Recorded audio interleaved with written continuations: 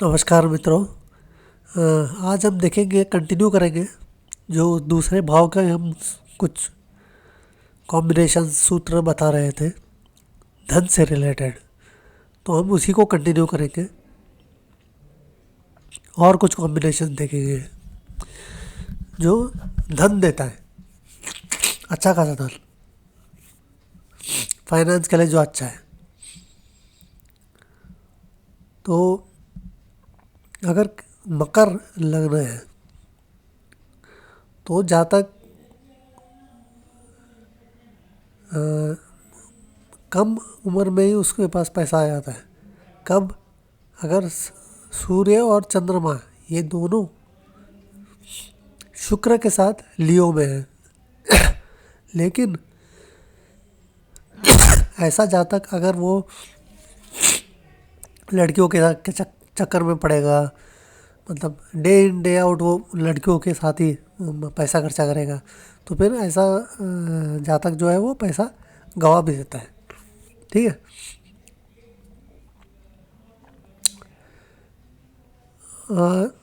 उसमें क्या होता है कि चंद्रमा और शुक्र अगर अगर ये 8वें घर में है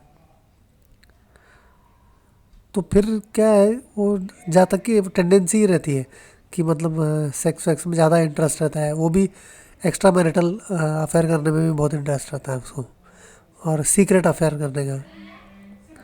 और सूर्य उसके साथ तो और ज्वाइन हो गया, ये तीनों एक साथ ज्वाइन हो गए, तो ये फिर क्या होता है कि जो जातक है उसका वो मॉरल जो कंपास है वो भी कम हो जाता है।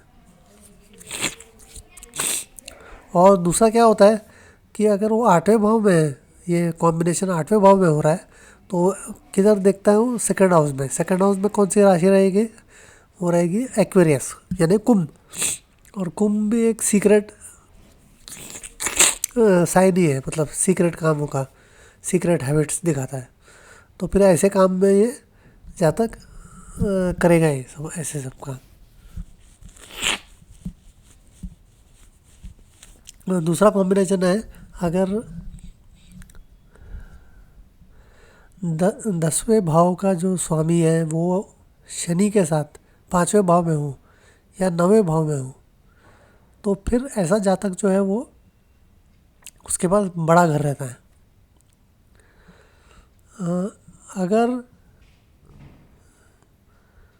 लग्न का स्वामी यानी लग्नेश वो 4थे भाव में है और बृहस्पति या शुक्र अच्छी पोजीशन में, तो भी होगा ऐसे ही, तो भी बड़ा घर मिलेगा। और एक जातक के पास बहुत पैसा रहेगा अगर 9वें भाव, दूसरे भाव और 10वें भाव के स्वामी एक साथ हैं 4थे भाव में, और 4थे भाव का जो स्वामी है वो अच्छे प्लेसमेंट में है, पावरफुल है, एक्सल्टेड है, ऊंच का है कहीं भी, मतलब कुंडली में। और जो 12वां भाव है वो खाली रहना चाहिए, वहाँ पे कोई ग्रह नहीं होना चाहिए। फिर बृहस्पति अगर 3रे भाव में है और शुक्र और 4थे भाव का स्वामी एक दूसरे को एस्पेक्ट कर रहे हैं, तो फिर ऐसा जातक के पास बहुत पैसा रहता है, लेकिन वो एक जूने घर में रहता है। और ये तो आपको दिखेगा ही, अगर स्कॉर्पियो यानी वृश्चिक लग्न है तो दूसरे भाव का जो स्वामी है वो 3रे भाव में चले जाएगा। यानी दूसरे भाव का स्वामी कौन है? बृहस्पति है, वो 3रे भाव में, और शनि 4थे भाव का स्वामी है। और शनि ओल्ड हाउसेस, मतलब जूना घर दिखाता है। ठीक है। चंद्रमा और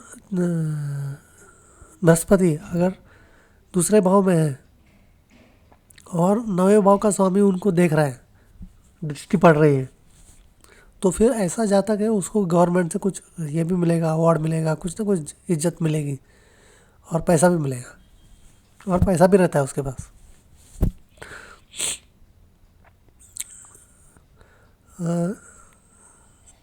ऐसा जातक जो अपने पिता से ज्ञान में भी ज़्यादा आगे है और पैसे में भी आगे है, उसके कॉम्बिनेशन क्या है?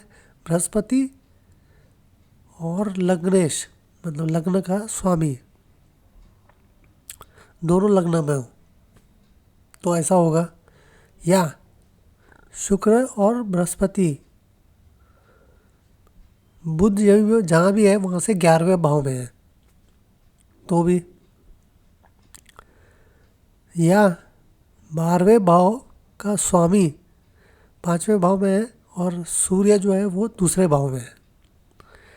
ऐसे कॉम्बिनेशन रहेंगे तो जातक अपने पिता से ज़्यादा ज्ञान वाला रहेगा और ज़्यादा पैसे वाला भी रहेगा। ठीक है। अभी ऐसे जातक के पास पैसा आते रहेगा अगर शुक्र 9वें और 10वें भाव के साथ 10वें भाव में बैठा है तो पैसा आते रहेगा। बृहस्पति अगर दूसरे भाव में है, किसके साथ?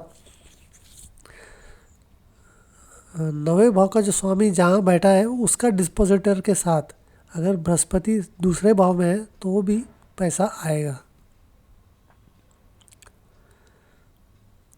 5वें भाव में अगर चंद्रमा, कौन सा चंद्रमा? शुक्ल पक्ष का चंद्रमा,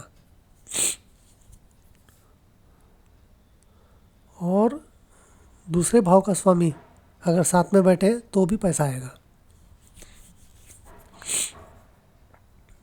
अब कुछ कॉम्बिनेशन ऐसे है जिसमें पैसा तो आएगा लेकिन जातक जो है वो खुश नहीं रहेगा, मतलब खुशी उसमें नहीं रहेगी। उसके कॉम्बिनेशन क्या है? 5वें भाव का स्वामी अगर 5वें भाव में ही है और 11वें भाव का स्वामी 9वें भाव में है, या दूसरे भाव का स्वामी और चौथे भाव का स्वामी 9वें भाव में है और 10वें भाव का स्वामी दूसरे भाव में है,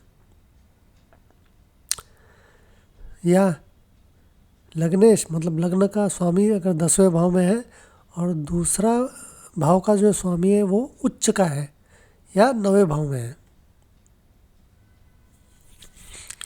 या 5वें भाव और छठे भाव का स्वामी 9वें भाव में एक साथ बैठे हैं और 9वें भाव का स्वामी दूसरे भाव में बैठा है। तो इन सब केस में क्या होगा? पैसा तो आएगा लेकिन जातक को अच्छा नहीं लगेगा, मतलब खुशी नहीं रहेगी उस चीज़ की। पैसा मरेगा, खुशी नहीं रहेगी। तो ये कुछ कॉम्बिनेशन थे, और भी कॉम्बिनेशन हम देखेंगे बाद में धन भाव के।